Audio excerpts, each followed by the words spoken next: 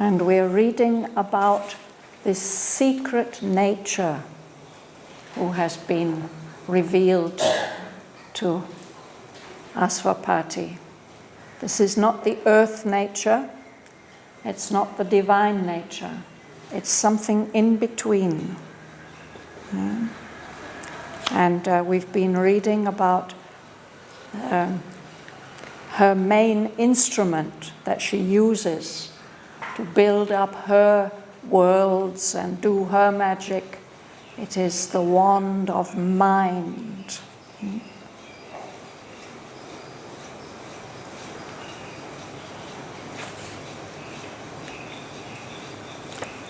So I'm going to read on from there. A mediatrix with veiled and nameless gods, whose alien will touches our human life, imitating the world-magician's ways, she invents for her self-bound free will its grooves, and feigns for magic's freaks a binding cause. All worlds she makes the partners of her deeds, accomplices of her mighty violence, her daring leaps into the impossible. From every source she has taken her cunning means. She draws from the free love marriage of the plains elements for her creation's tour de force. A wonder-weft of knowledge incalculable, a compendium of divine inventions feats.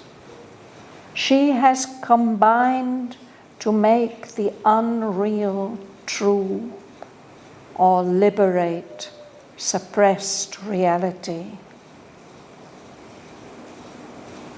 In her unhedged Circean wonderland, pell-mell she shepherds her occult mightinesses, her mnemonics of the craft of the infinite, jets of the screened subliminal's caprice, tags of the gramarye of inconscience, freedom of a sovereign truth without a law,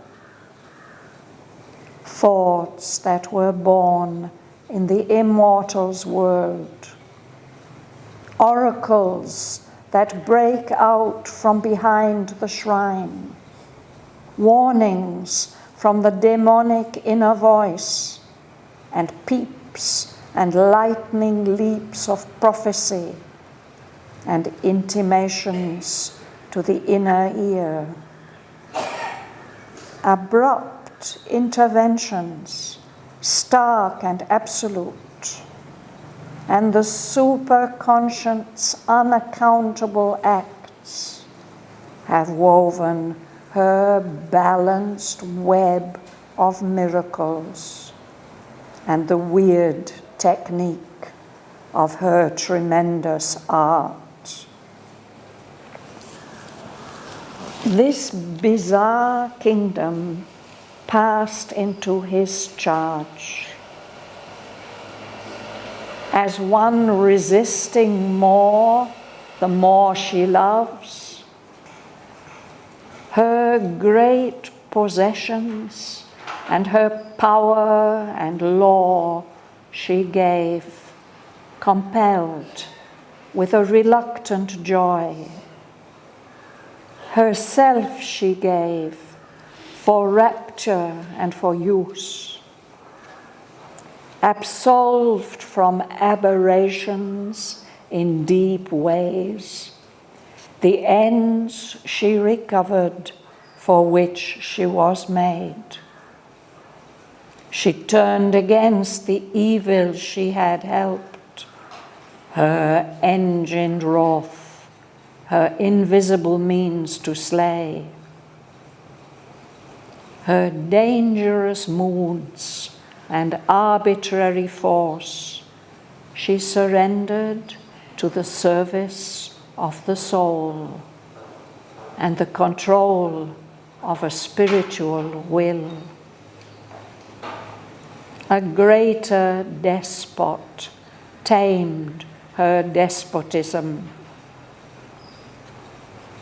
Assailed, surprised in the fortress of herself, conquered by her own unexpected king, fulfilled and ransomed by her servitude, she yielded in a vanquished ecstasy, her sealed, hermetic wisdom forced from her, fragments of the mystery of omnipotence.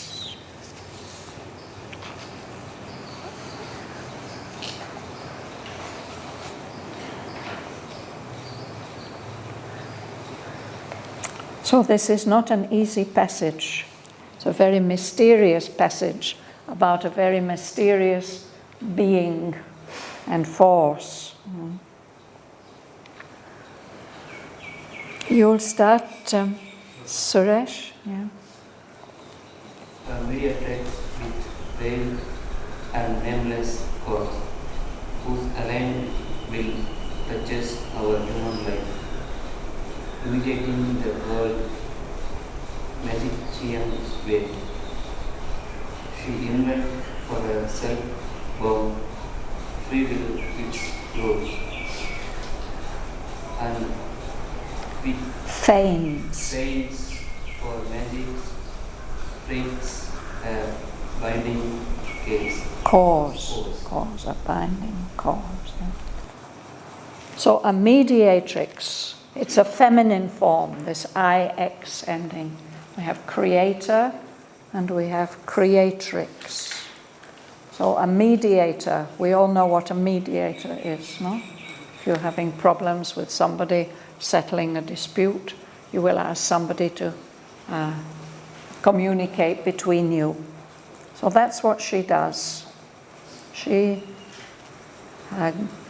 a kind of go-between.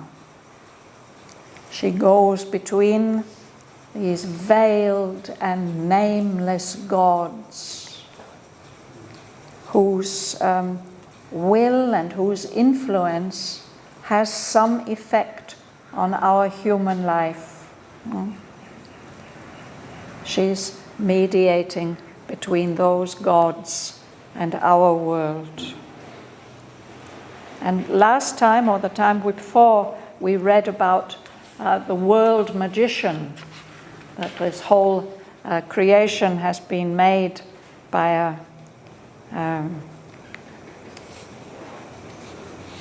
where does it come? Page 84, I think.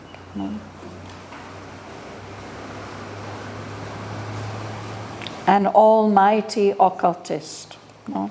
It's page 84, line 355. It's a magician, an occultist, erects this seeming outward world, which tricks, which deceives our senses, misleads us. No?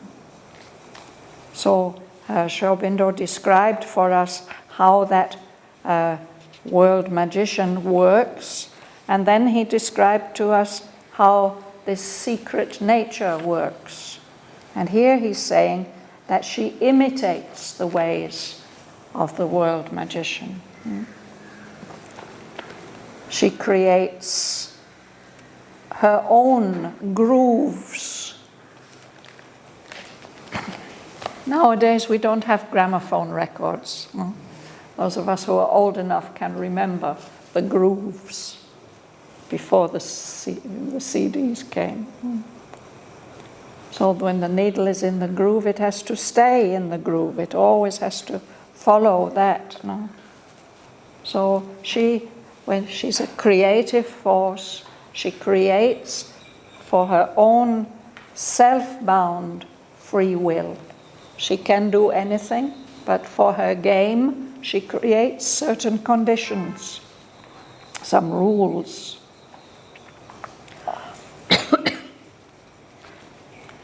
And she feigns. This means to pretend.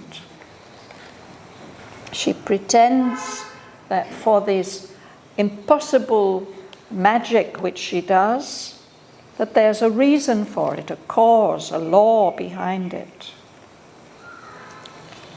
But she's just made up that law herself. I said last time, no, that I think this passage is talking about the world of occultism, which seems to us like magic, but which has its rules and laws, which occultists learn and know how to follow to achieve their results, which look so miraculous to us and impossible. Shraddhavan is very interesting. I listen CD of the mother in entretien. Mother give a lot of things about occultism. And she tell me, when you're born, you have a gift from the divine. The gift is same pianist, same... Yes. But imitation is not. But gift is very, very, very interesting for me. So, some people are born occultists. They're born with that gift, yes. And of course, Mother had that gift, but then she cultivated it and learned to use it from Monsieur and Madame Théon. I think especially from Madame Théon, she learned a great deal. I have a question on this line, imitating the world-magician's way. His ways of doing things. But who is the world-magician? Is it like this Ishvara Shakti picture? Yes, it's the creator. The creator. Yes. So he makes here a separation between the ultimate creator and the divine force? Yes, it is quite difficult to understand.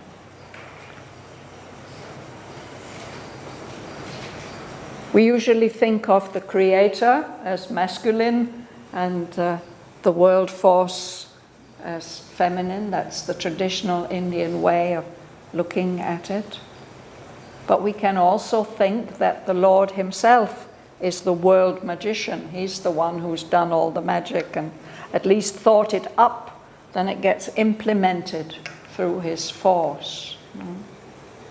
And in that previous passage which we read last week, Aurobindo speaks of the creator of the physical world, the material world that we see, as a world magician, as an almighty occultist, somebody who does magic, actually, a powerful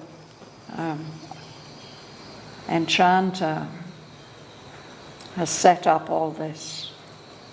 And then when he compares that with this secret nature who is operating on a lower field, she's not creating the whole universe. She's creating some kind of subtle world. And we can think of her as the mother of dreams. Aurobindo has written a poem. He composed it while he was in prison in Aleppo. It's the mother of dreams. He paints this mysterious figure and all the things that she's doing. And Mother also refers to her in prayers and meditations and somewhere else.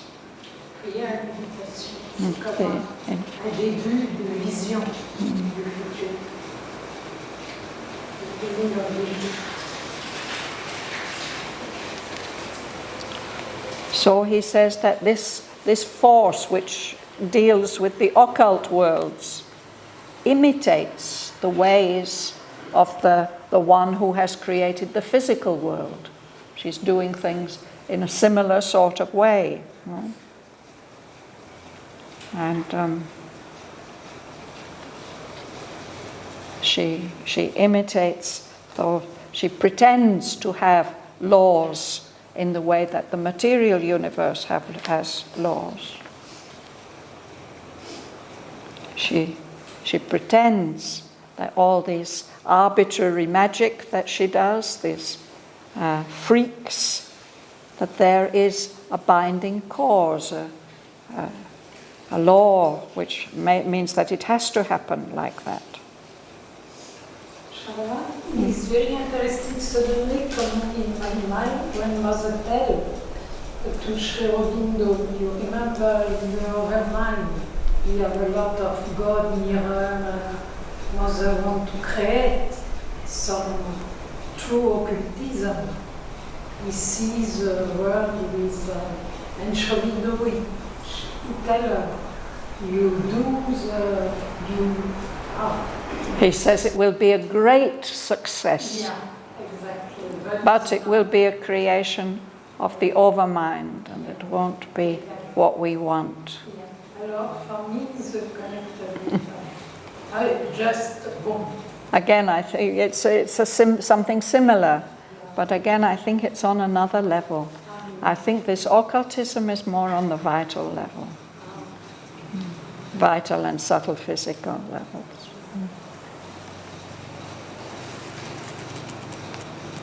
In fact, he's going to tell us in the next passage where all her power is coming from.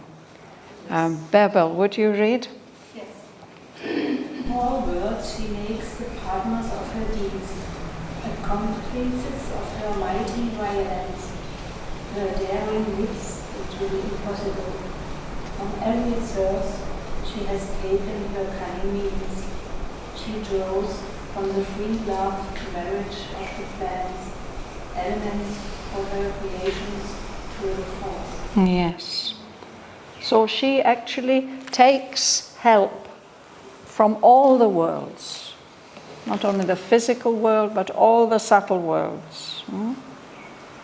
She draws them into her game and makes them her partners, accomplices of her mighty violence, which it suggests that what she's doing in a way violates the natural laws or the true laws. Her daring leaps into the impossible. So from every source, from all the worlds, from all the different levels, she takes her cunning means, a little bit from here and a little bit from there, what suits her purpose, and she uses all those things. Cunning. Somebody who's cunning, they are tricky, they cleverly do things.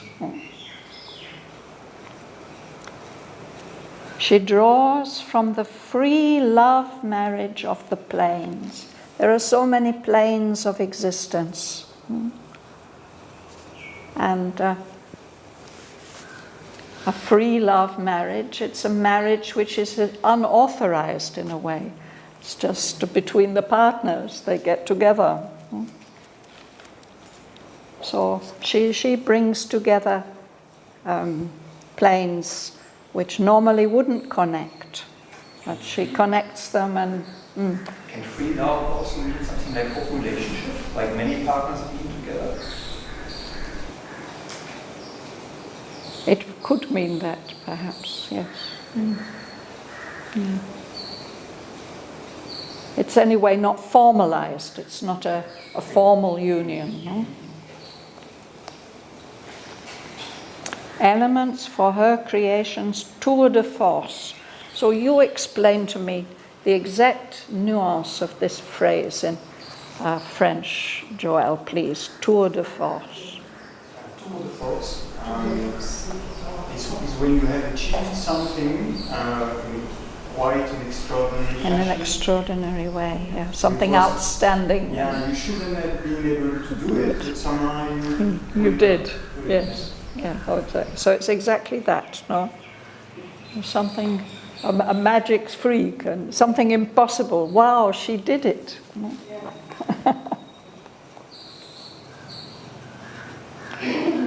We paused there. Did we stop there? Yes. Evelyn. A wonder-weft of knowledge incalculable, a compendium of divine inventions she has combined to make the unknown truth or liberate the suppressed reality. Yes. A wonder-weft.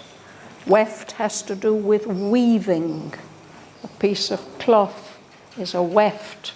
Threads are woven together in different directions.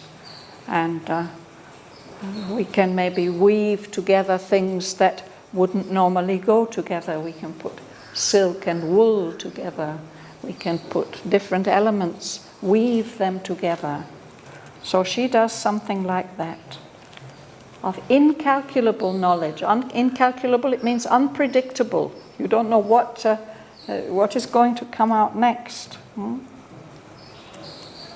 That's what she creates. Will it mean not measurable also? It cannot be measurable, incalculable. No, you can't calculate in advance what's going to come out. No? If something is calculable, it's predictable. But this is incalculable, can't be. And then a compendium. A compendium is a kind of book where you put many different things together. Can be very entertaining kind of books for educational purposes, where you put many different kinds of knowledge together and stories and poems, all kinds of things. A compendium. It's not compilation. No. It's somehow similar to a compilation, but there's the idea that it's complete, or maybe not complete, but very full and varied. So she's put together this compendium, this collection of divine inventions, feats. Feats are achievements, great achievements that have happened through divine intervention or invention.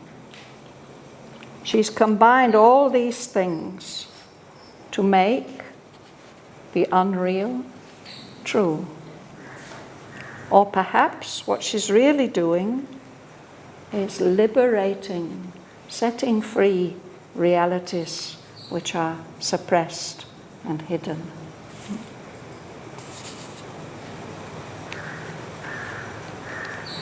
Alice.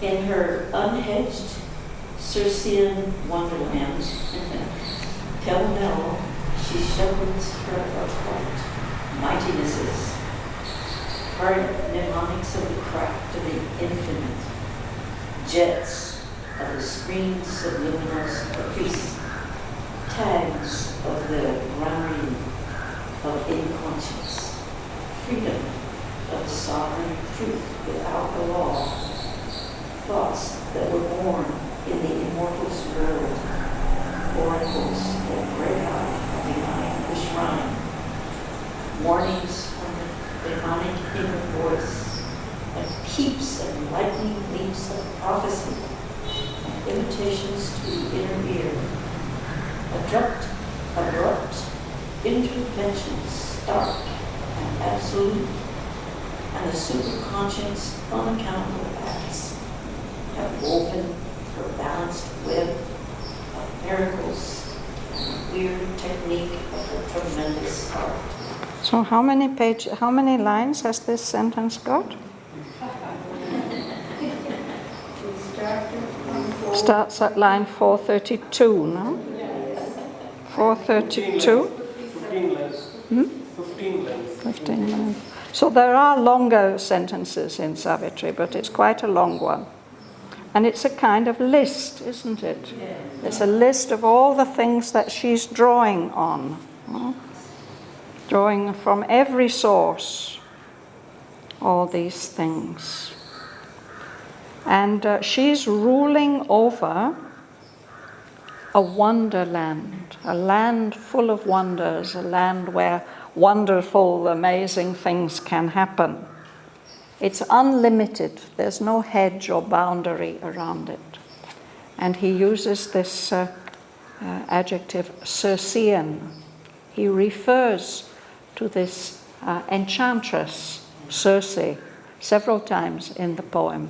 She appears in the ancient Greek epic of the Odyssey, the voyages of Odysseus or Ulysses, when he's returning, trying to return home after the Trojan War. And one of the places which he comes to, it's a magical island. Aurobindo refers to it several times. So she has something like that. It's not hedged, it's not limited, but it's magical. The thing that Circe does is that she feeds you her magic and turns you into an animal. So there's a slight reference to that in the next line, where he refers to her as a shepherdess. She's looking after all her animals, her sheep and her goats and her pigs, pell-mell, one after another. It's a big crowd, a confused crowd. All these secret powers. They're not in any classified or in any particular order. They're just crowding. So now he's going to give a list of these occult mightinesses. First of all, mnemonics. Anybody knows what a mnemonic is? Memory type. Memory tricks like. It's a trick to remember things. Yes. Anybody can give us a mnemonic? Like for for the colors of the rainbow. 𝐒𝐐𝐕𝐈𝐑𝐈, no? Violet, indigo, green, yellow, orange, red. 𝐒𝐕𝐈𝐑𝐈. That's the colors of the rainbow, right? And there's one for the months of the year, and there are many different kinds of mnemonics. Even equations can be mnemonics, no? E equals mc squared. We can we won't forget if we remember that. So mnemonics, she has a lot of ways of remembering that help her to use the craft, the skill in making things of the infinite.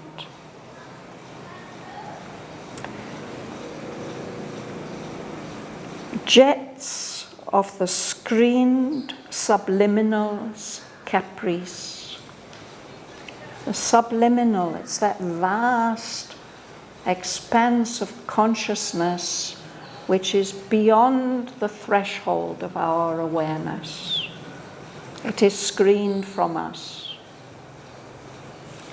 And he suggests that she gets little jets, little spurts of power from there, without any order. Caprice, again, it's in a disorderly, unpredictable way.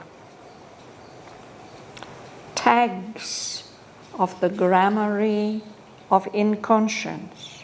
You notice these are coming from different sources. The mnemonics come from the craft of the infinite. The jets come from the subliminal. And now this is from the inconscient itself. Gramarye, it's an old word for magic.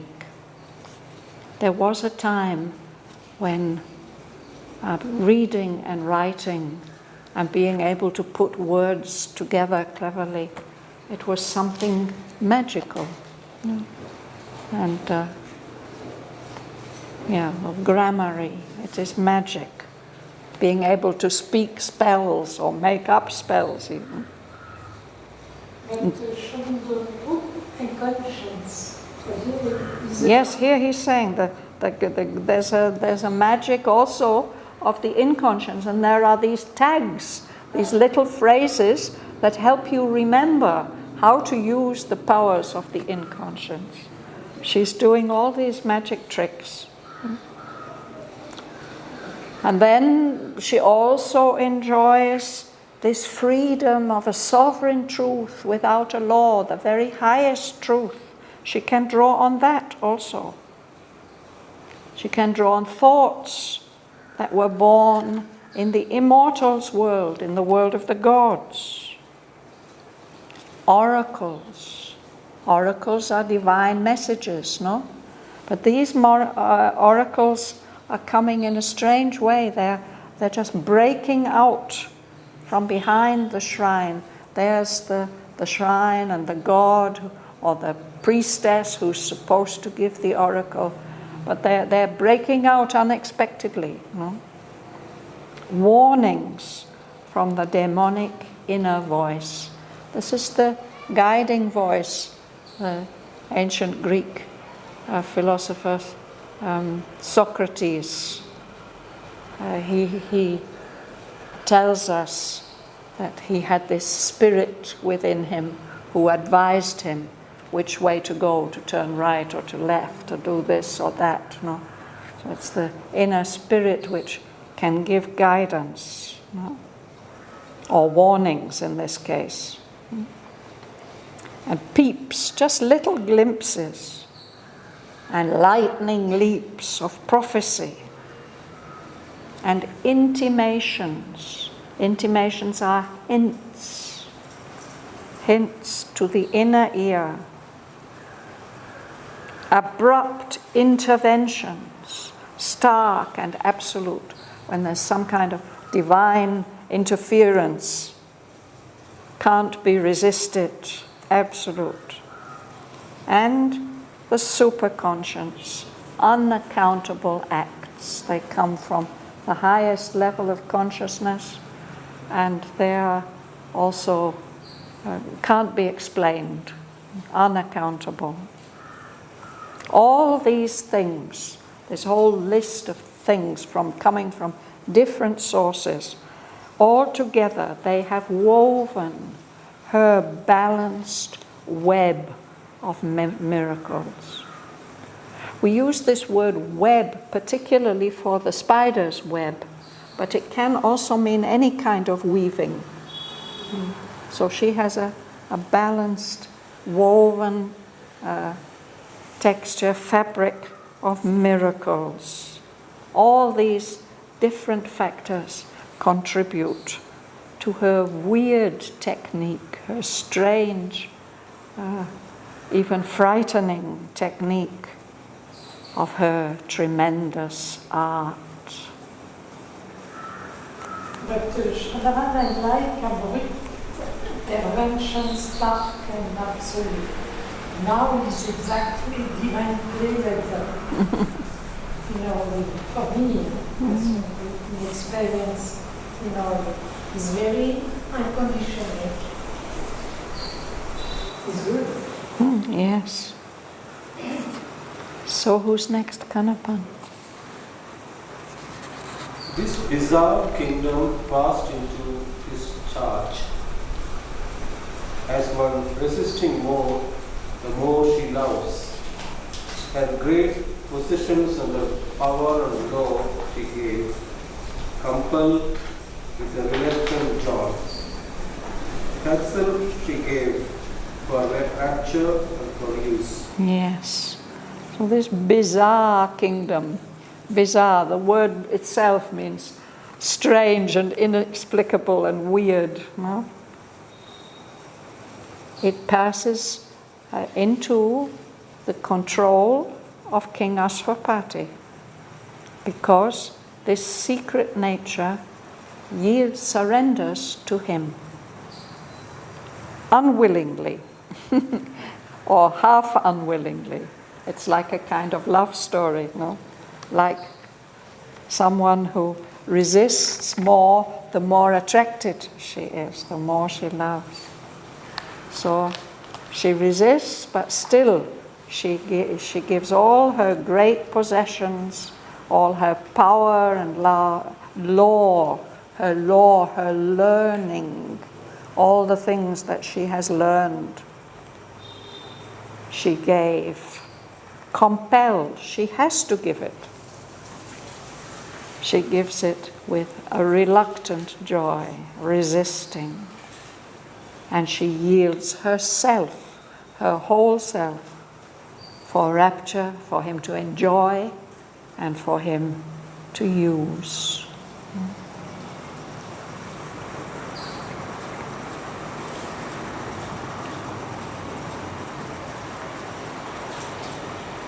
Devin.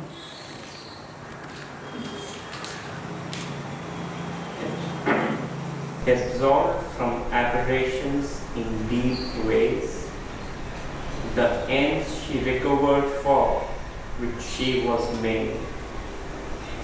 She turned against the evil she had helped, her engine wrought, her invisible means to slay, her dangerous moves and arbitrary force. She surrendered to the service of the soul and control of a spiritual will. Yes. So she's absolved, she's set free by surrendering to King Ashwapati. She's liberated from aberrations in deep ways. She's been wandering, she's been lost in all kinds of dark and dangerous paths. And now she's set free from that state. She finds back, she recovers the ends, the true purposes for which this secret nature was made, her own true purpose and meaning. And then she turns against all the evil that she's been helping with her magic. No? She turns against it. All her powers, her anger, her engined wrath with a great power of destruction, her invisible means to slay, to kill, she uses those against all the evil which she had been helping. All her dangerous moods, her arbitrary force, that she can just do anything, she surrendered to the service of the soul. That's what King Ashwapati represents. He can take over all this occult power, control it with his spiritual will.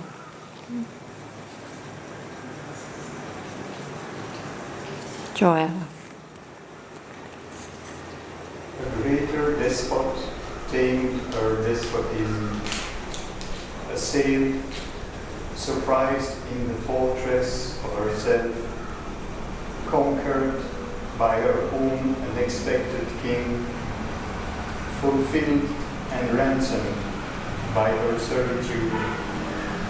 She yielded in a vanquished ecstasy, her sealed hermetic wisdom forced from her fragments of the mystery of omnipotence. Yes. A despot is an absolute ruler. So in her own world, that's what she is. But now Ashwapati has come, she's had to surrender to his spiritual will. He's a greater despot. He can tame her despotism. Despot, is it not a dictator? Actually, the despot, it was the name of the last rulers of the Byzantine Empire.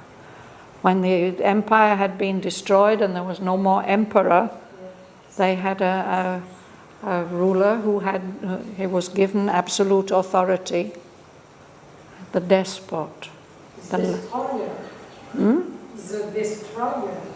A despot is not a destroyer, but he's a ruler with arbitrary powers. He can do what he wants, no? A despot. Vital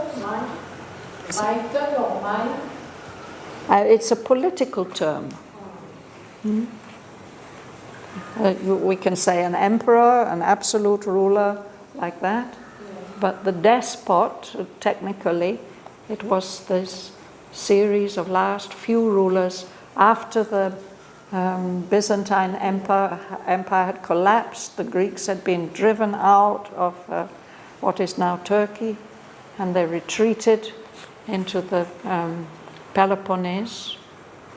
And near Sparta, the ancient city is still there, Mistra.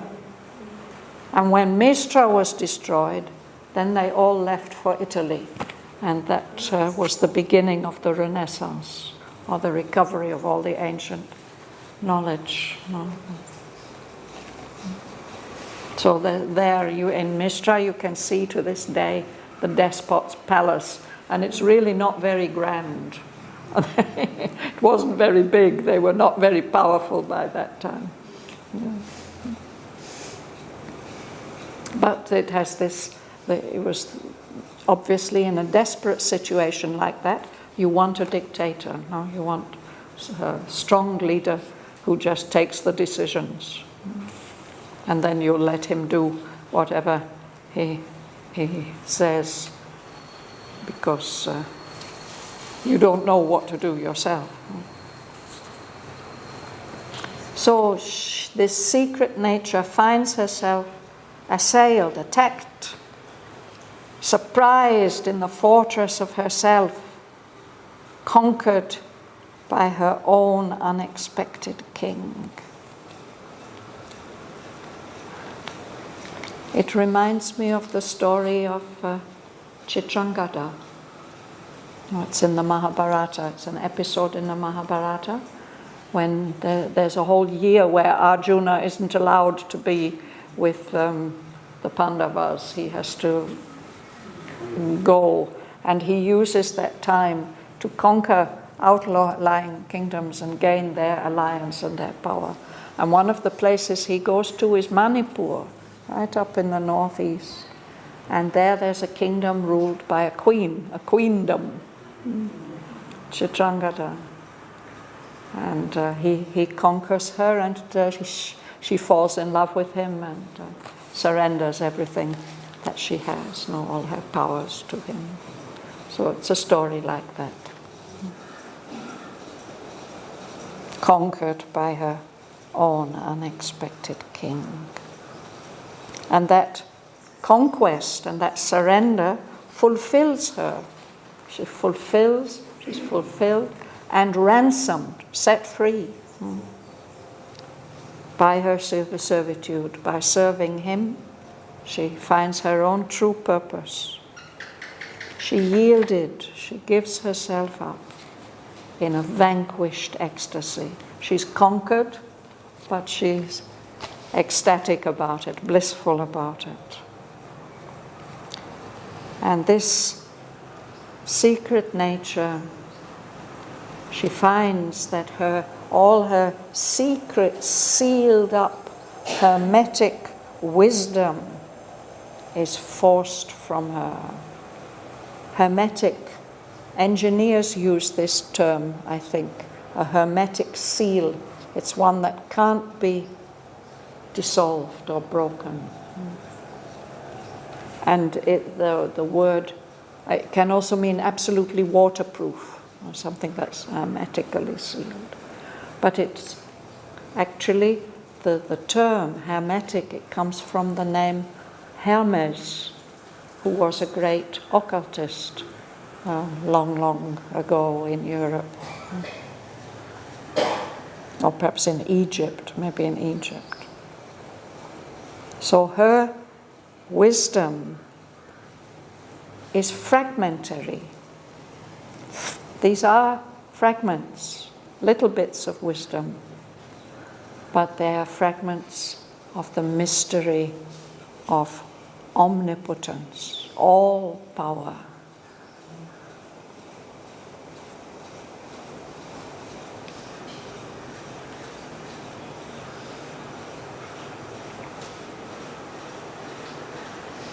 So there's another short section about this this mysterious power, this mother of dreams, but we'll read it next time.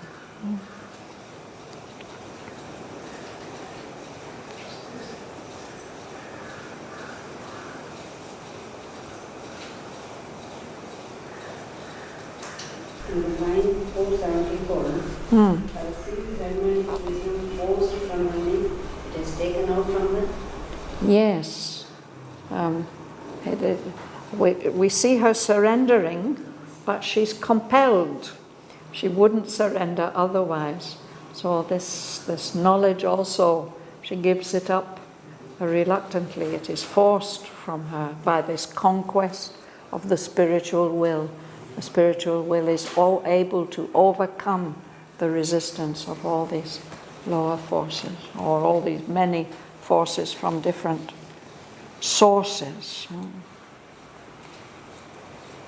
But previously we said she herself holding love and power, everything. And here it is told that it is taken from her, was compelled to give. Yeah, she gave, compelled. No? It says at the top. Yeah, she and that applies, it goes on applying to the end here.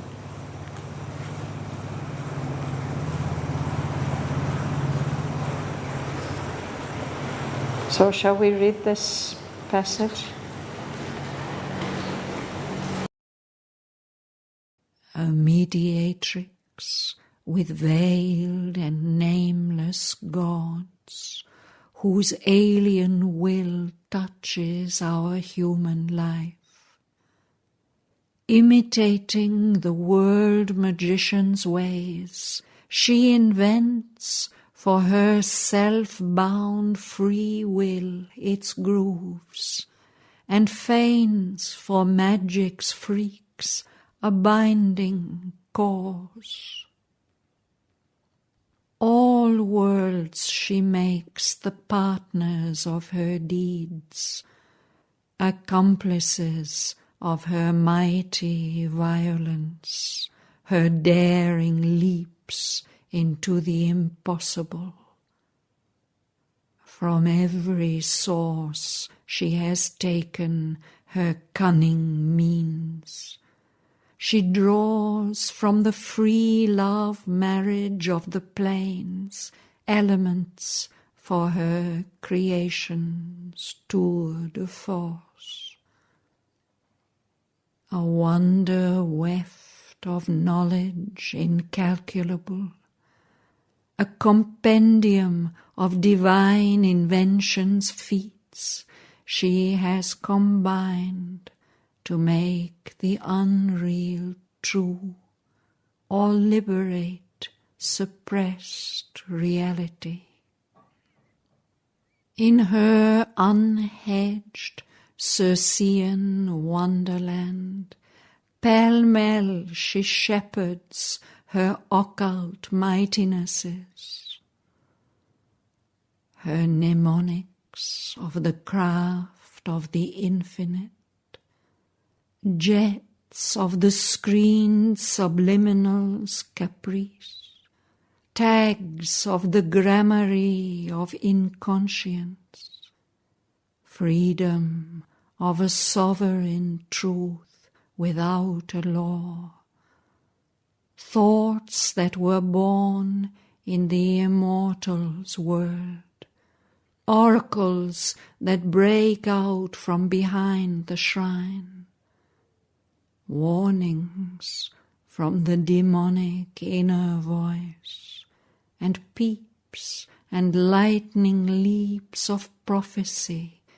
and intimations to the inner ear, abrupt interventions stark and absolute, and the superconscient's unaccountable acts have woven her balanced web of miracles and the weird technique of her tremendous art. This bizarre kingdom passed into his charge. As one resisting more, the more she loves, her great possessions and her power and law she gave, compelled with a reluctant joy. Herself she gave for rapture and for use. Absolved from aberrations in deep ways, the ends she recovered for which she was made. She turned against the evil she had helped, her engined wrath, her invisible means to slay.